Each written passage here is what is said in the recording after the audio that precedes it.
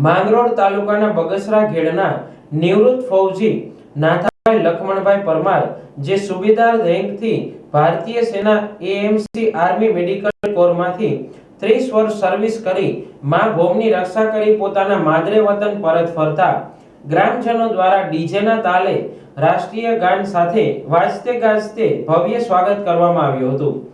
બગસરા ગામના વતની નાથાભાઈ લખમણભાઈ પરમાર જે 1995 માં લખનૌમાં પ્રથમ પોસ્ટિંગ થયું હતું। તેઓ ભારતની જમ્મુ કાશ્મીર જેવી અલગ અલગ બોર્ડર પર મા ભૂમિની રક્ષા કાજે પોતાની ફરજ બજાવી હતી, જે છેલ્લે આર્મી મિલિટરી સ્ટેશન વડોદરા ગુજરાતમાં નિવૃત્ત થયા છે। બગસરા ઘેડ ગામે કોળી સમાજની વાડીમાં સન્માન સમારોહ યોજવામાં આવ્યો હતો, જેમાં કેશોદ ધારાસભ્ય દેવાભાઈ માલમ, જિલ્લા પંચાયત આરોગ્ય ચેરમેન સોમનાથભાઈ વાસણ, તાલુકા વિકાસ અધિકારી આરવી ઓડેદરા,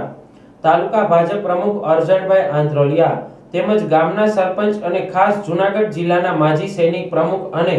તેની ટીમના તથા દેશપ્રેમી જનતા મોટી સંખ્યામાં હાજર રહી નિવૃત્ત ફૌજી જવાનનું ઉષ્માભેર સ્વાગત કર્યું હતું।